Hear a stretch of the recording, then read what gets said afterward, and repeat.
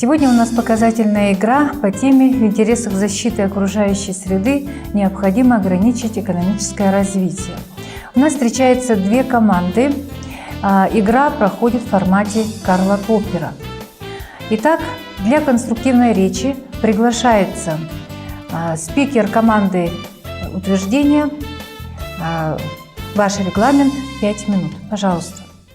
Здравствуйте, уважаемые судьи и гости и оппоненты. Меня зовут Ника Наваня, первый спикер команды утверждения. Хочу представить остальных членов нашей команды. Второй спикер Заблоцкая Диана, третий спикер Вадюхин Даниил. Тема сегодняшних дебатов – интерес защиты окружающей среды необходимо ограничить экономическое развитие. Борьба с загрязнением окружающей среды – одна из важнейших проблем современности. Сейчас общественное мнение вынуждает правительство и промышленников бороться с загрязнением. Глобальное потепление, появление дыр в озоновом слое, загрязнение реки, морей, исчерпание ограниченных природных ресурсов – все это благодаря человеку и его жизнедеятельности. Ведение хозяйства, поиск выгодных путей, жажда денег, развивающаяся экономика сделала из человека монстра, убивающего самого себя своими же руками. Наша команда утверждает, что защитить и спасти окружающую среду можно только путем ограничения экономического развития. Введем определение нескольких понятий. Ограничить. Поставить какие-нибудь рамки, границы, определить какими-нибудь условиями, а также сделать меньше, сократить охват кого или чего-нибудь. Природа. Окружающий нас органический и неорганический мир. Все существующее, не созданное деятельностью человека.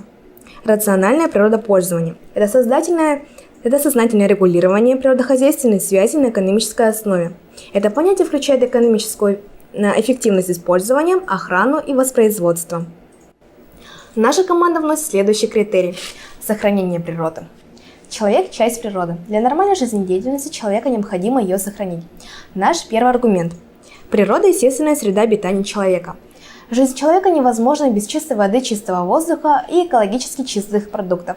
Без пищи человек может прожить 5 недель, без воды 5 дней, а без воздуха только 5 минут. А как же обстоит дело с лесом, главным поставщиком кислорода на Земле? За последние века при участии человека исчезло 2/3 покрывавших землю лесов. А разве деревообрабатывающие фабрики – это не последствия чрезмерного экономического развития? Все это служит нам во благо или только обогащает некоторые слои общества? Наш второй аргумент. Природа – источник ресурсов. Для производства жизненных благ люди используют природные средства. Вместо того, чтобы рационализировать природопользование, общество причиняет вред, загрязняет окружающую среду. Как известно, природные ресурсы ограничены. Уже через 100 лет такие вещества, как уголь, нефть, алюминий и другие исчерпают весь свой запас. Это по данным Римского клуба.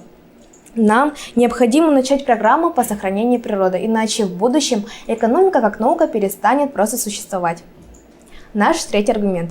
Экологические проблемы ставят под угрозу здоровье людей. Радиация и токсины – все это ужасно влияет на наше здоровье. Что же сделать, чтобы не заболеть различными недугами? Нужно спасти и сохранить природу. Следовательно, нужно ограничить экономическое развитие. И, наконец, четвертый аргумент – исчезновение многообразия природы. В данное время происходит уменьшение популяции диких животных и исчезновение некоторых видов. Например, знаменитые киты-горбачи. Браконьеры убивают их за жир, мясо, кости и спермацеты. За один такой улов можно получить огромную сумму денег. Все эти действия приводят к разрушению природы, а не к ее сохранению. Следовательно, чтобы сохранить и спасти природу, нам нужно ограничить экономическое развитие. В заключение нам бы хотелось сказать, что наша команда будет отстаивать мнение, что для защиты окружающей среды необходимо ограничить развитие экономики. Потребности человека должны соответствовать возможностям природной среды. Итак, раунд перекрестных вопросов. Третий спикер команды отрицания задает вопросы первому спикеру команды утверждения. Ваш регламент 1,5 минуты. Пожалуйста.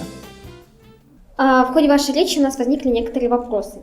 На что вы собираетесь развивать науку, если приостановится развитие экономики?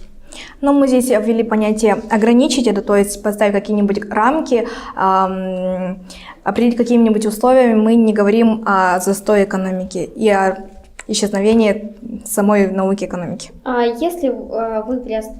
вы считаете, в условиях экономического кризиса, если еще и приостановить развитие экономики, на что будете брать деньги? На те же самые мелиорации почв или для восстановления того же самого леса, о котором вы говорите? Вы уже говорите о последствиях загрязнения и вообще всего производства.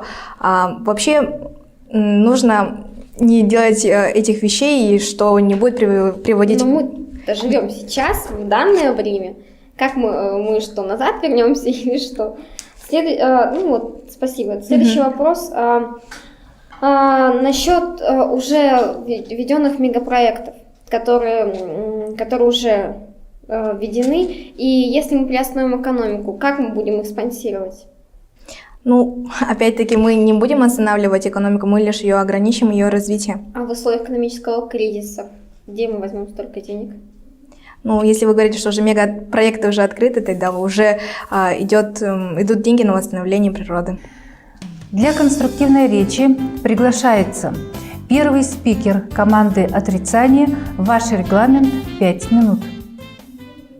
Здравствуйте, уважаемые гости, судьи и оппоненты. Я первый спикер команды «Отрицание» Слободчиков Артур. Я бы хотел представить вам нашу команду. Второй спикер команды Костяев Михаил и третий спикер Кулакова Людмила. Тема сегодняшних дебатов звучит так. В интересах защиты окружающей среды необходимо приостановить экономическое развитие. Мы все чаще слышим об ухудшении уровня экологии, и возникает необходимость в поиске причин, почему так происходит, и в поиске решения этой проблемы. Итак, термины, которые мы будем использовать сегодня: экономическое развитие, структурная перестройка экономики в соответствии с потребностями технологического и социального прогресса, экономика — совокупность всех средств производства, используемых людьми в целях обеспечения своих потребностей. Я бы хотел начать раскрытие кейса с отрицания аргументов оппонентов. Первый аргумент наших оппонентов – природа – естественная среда обитания человека. Второй аргумент наших оппонентов – природа – источник всех ресурсов. И третий аргумент наших оппонентов – экологические проблемы ставят под угрозу здоровье людей. Четвертый аргумент наших оппонентов – исчезновение многообразия природы. В скором времени ожидается запуск в продажу генетически модифицированных продуктов, то есть альтернативу ресурсам Земли. Наш критерий развития общества основа сохранения экологии. Чем более развито общество, тем выше у них ценности, и тем больше они заботятся о таких вещах, как экология. Наш первый аргумент – стимулом для развития науки является развитие экономики. Ни одна наука не может развиваться без востребованности разработок и без финансирования научной работы. К тому же для развития науки нужны большие затраты на оборудование, эксперименты. Наш второй аргумент – уровень развития определяет ценности общества. Как показывает статистика, в большинстве развитых стран проблемы экологии поднимаются чаще, чем в странах второго мира. Это говорит о сознательности граждан и необходимости достижения страны развития, в том числе экономического, которое бы позволило более серьезно подойти к решению проблемы экологии. Наш третий аргумент – нет возможности приостановить мегапроекты. Пример этому – нефтепровод Восточная Сибирь, Тихий океан. Потрачено немного усилий, времени и денег на разработку и запуск в реализацию этого проекта. Спасибо за внимание. Для раунда перекрестных вопросов приглашается третий спикер команды «Утверждение» и первый спикер команды «Отрицание». Здравствуйте, уважаемые оппоненты. В ходе вашей речи у нас возникли некоторые вопросы. Вот сейчас, на данный момент, промышленные предприятия загрязняют окружающую среду? Да, конечно, ведь происходит ежедневный выброс отходов. Спасибо большое. Вот выброс в атмосферу, выброс отходов, они влияют отрицательно на здоровье человека или на состояние окружающей среды? Не особо, так как сейчас, благодаря экономическому развитию предприятий, во многих предприятиях установлены очистные сооружения. Предприятия промышленные являются частью экономики? Да, естественно. Всегда ли экономика означает только финансовый сектор? Да. Спасибо. Вот вы упомянули в вашей речи о нефтепроводе Восточная Сибирь, Тихий океан. Вот скажите, пожалуйста, у вас есть ли какие-то данные о том, насколько отрицательно он будет влиять на окружающую среду? Нет, никаких данных. Спасибо. Для конструктивной речи приглашается второй спикер команды «Утверждение». Ваш регламент 4 минуты.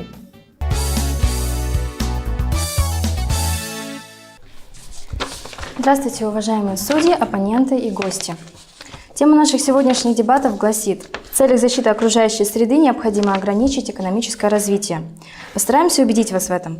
Если провести параллель между прошлым и настоящим экологическим положением мира, то мы видим, что на рубеже 19-20 веков территории с разрушенными человеком экосистемами занимали только 20% суши, а к концу 20-го столетия они составляют уже 65%.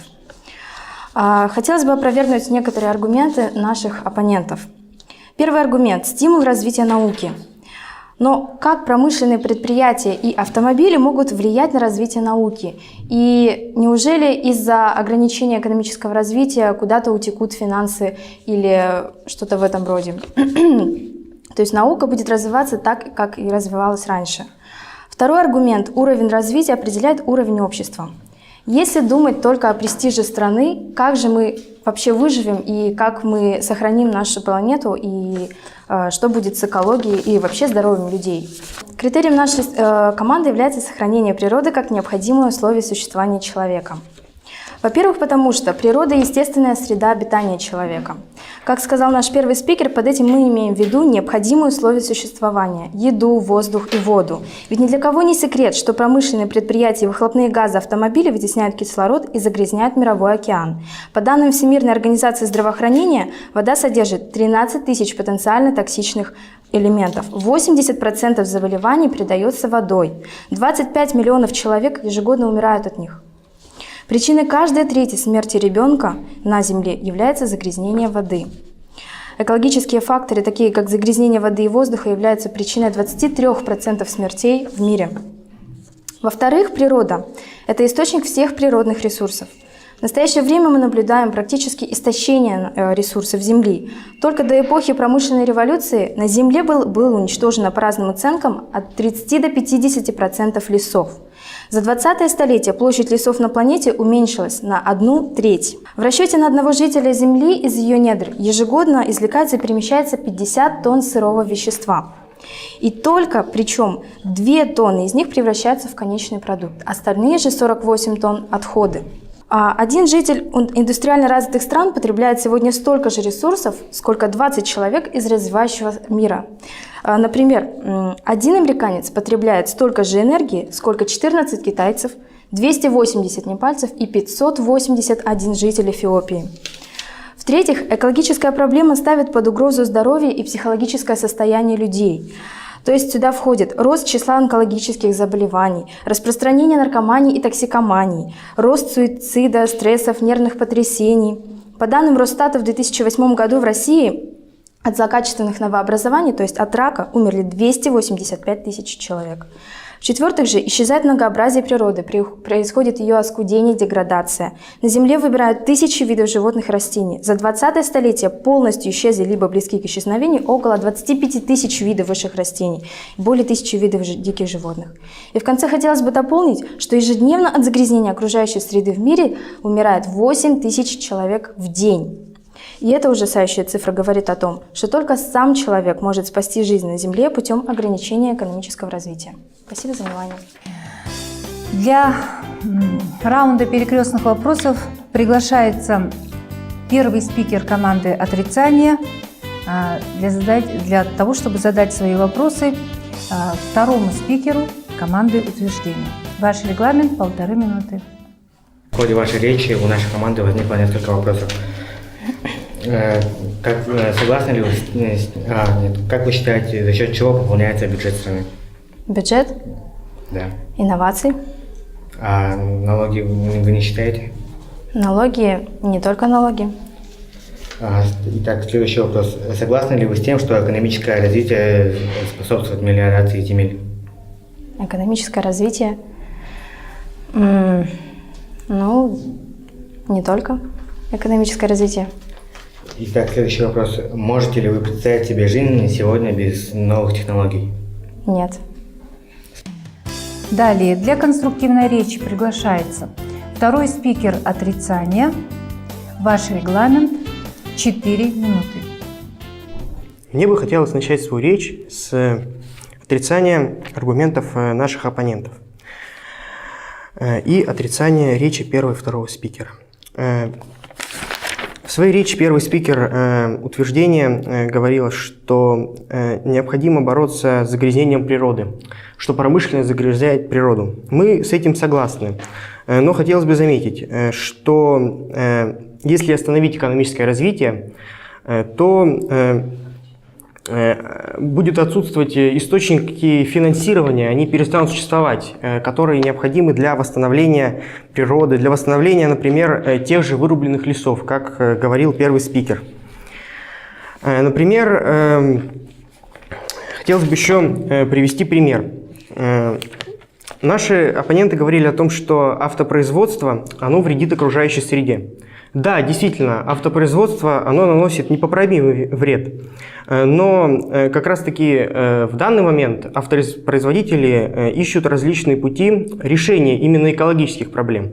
Например, автопроизводитель Chevrolet, он старается заботиться об окружающей среде и производит различные исследования, которые позволяют сделать двигатели более экологичными.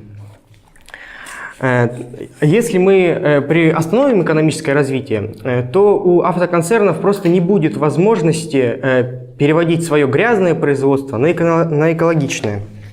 Так бы хотелось бы еще сказать также, что в данный момент 93% бюджета нашей страны, в частности нашей страны, состоит из налогов. Если же мы остановим экономическое развитие, то бюджет страны начнет стремительно уменьшаться, так как предприятия они сократятся и будут платить меньше налогов. А на что страна расходует свой бюджет? Она расходует его на экологию, на ее улучшение, на развитие технологий, которые экологию восстанавливают. И мы считаем недопустимым приостановление экономического развития. Ведь сейчас человечество находится на такой стадии, когда ведется разработка технологий, которые позволяют перерабатывать отходы, повышать экологичность промышленности. И если мы прекратим экономическое развитие, его приостановим, то у человечества просто не будет возможности проводить какие-то новые исследования и вводить экономичные технологии.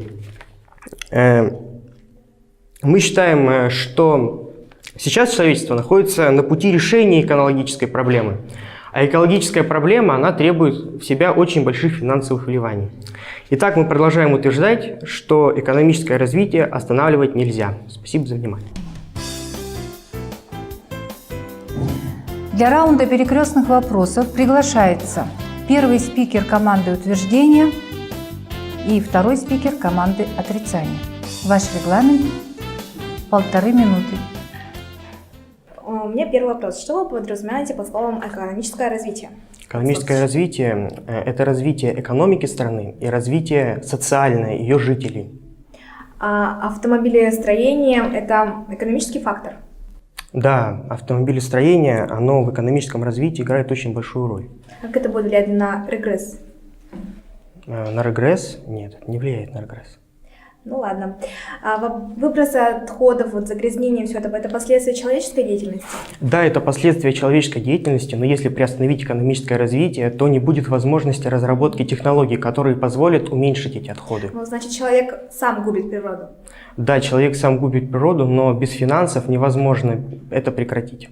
А ради чего он это делает? Те же промышленники, они выпускают свои отходы в моря, океан, но они же все равно за это получают деньги за свою деятельность, правда? В данный момент они получают деньги и будут их получать, но часть этих денег они тратят на восстановление того же океана, тех же рек. То есть вы хотите сказать, что большинство предприятий думают о новых технологиях, то есть они всегда заботятся о будущем? Да, в данное время как раз тот период, когда предприятия стоят на верном пути, на пути экологичного производства. Следующий вопрос. Как вы оцените состояние людей вообще в мире? Как вы считаете, наше поколение, оно здоровое? Здоровье поколения, оно, конечно, хуже, чем предыдущего, но как раз-таки на медицину тоже необходимы финансы для того, чтобы улучшать их здоровье, человечества. Для заключительной речи приглашается третий спикер утверждения. Ваш регламент – 4 минуты. Здравствуйте. Итак, наша тема – это чтобы защитить окружающую среду, необходимо ограничить развитие экономики. Итак, в ходе нашей дискуссии возникли следующие точки столкновения.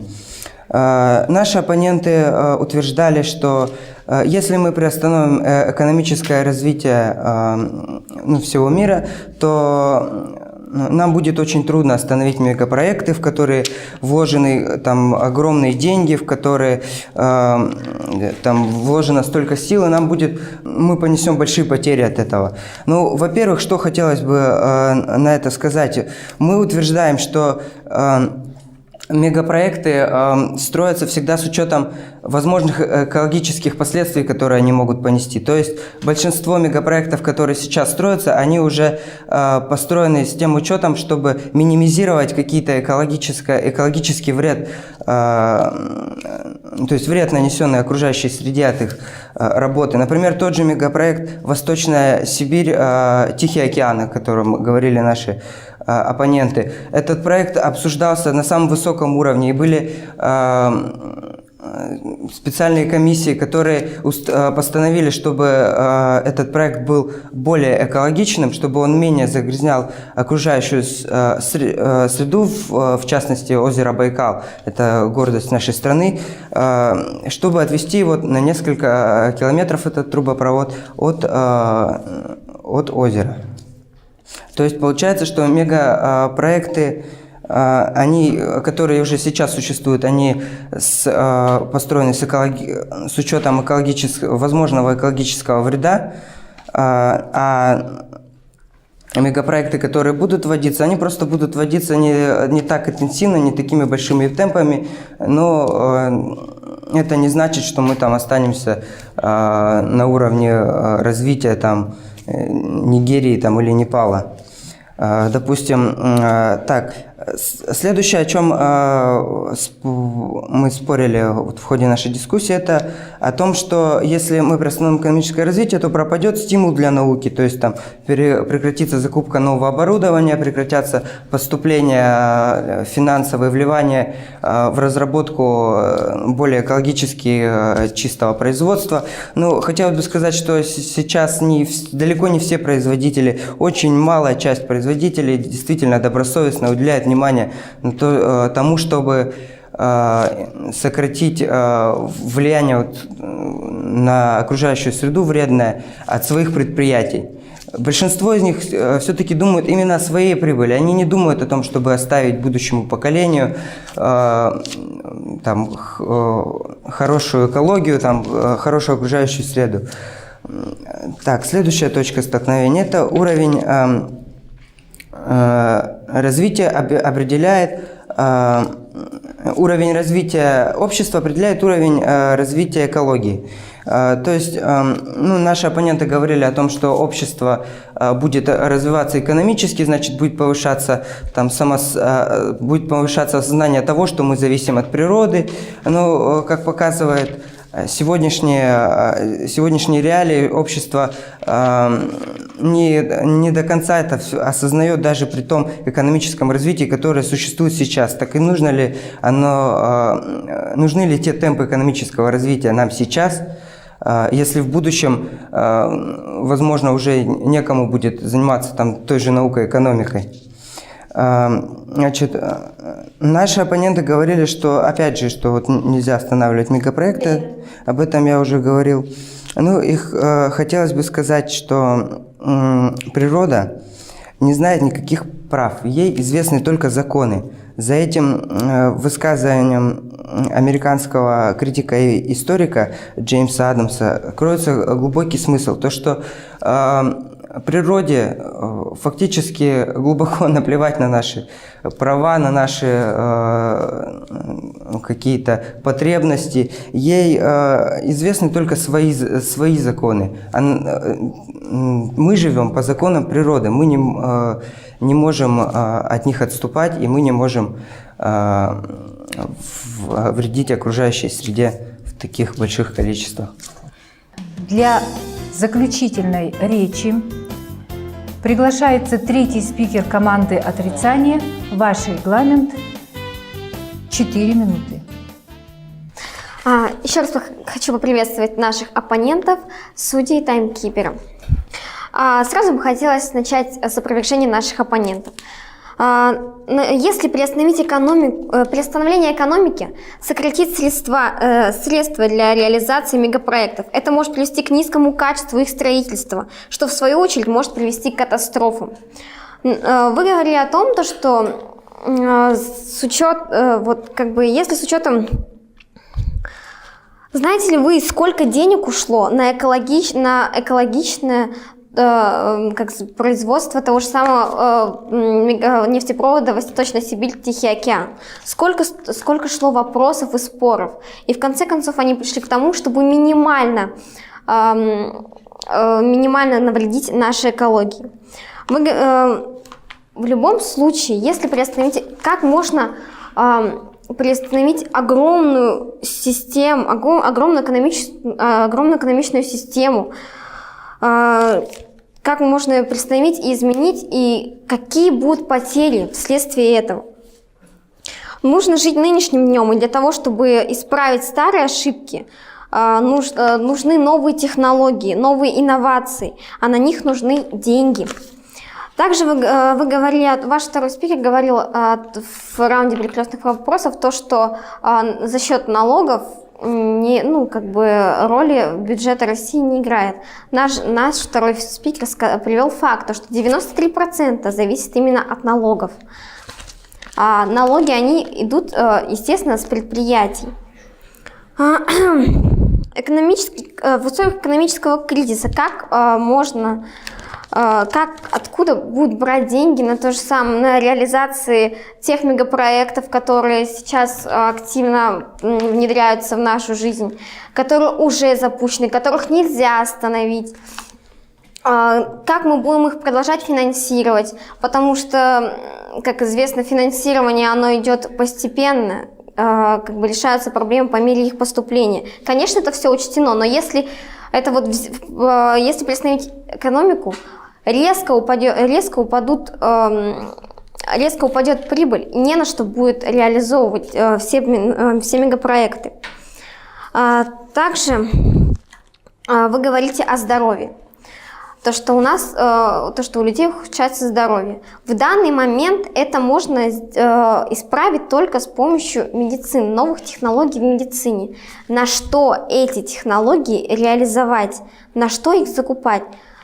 Если приостановить экономику, у нас будет еще меньше средств на наше собственное существование. На что нам жить, если взять и эту огромную систему просто взять и остановить? Также стимулом для развития науки является нашим первым аргументом является стимулом для развития науки является развитие экономики. Что мы будем, еще раз повторяю, что мы будем делать, если средства резко сократятся? Также мы живем сегодняшним днем. Назад уже никак не вернешься. У нас были прежние ошибки, загрязнение среды и тому подобное. Но сейчас, что нам делать сейчас? Как нам сейчас реализовываться и исправляться? Только путем вводить новые инновации, путем развития науки. А если экономика перестанет развиваться, то перестанет развиваться все. Спасибо за внимание. Уважаемые игроки, в общем-то, дебаты у нас сегодня получились. Нельзя сказать, что они были у нас параллельными. И хотелось бы отдельно вначале по спикерам высказать свои пожелания или какие-то замечания, а потом уже вынести общий вердикт по игре. Итак, так же, как у нас идет ход игры, начнем с команды утверждения с первого спикера. В общем-то, со своей ролью спикер справился. Единственное тут замечание – это по поводу ответов на вопросы после первого своего выступления. Мне показалось, что ответы были немножечко слабоваты. Но хотелось бы при этом заметить, что спикер задала очень хорошие вопросы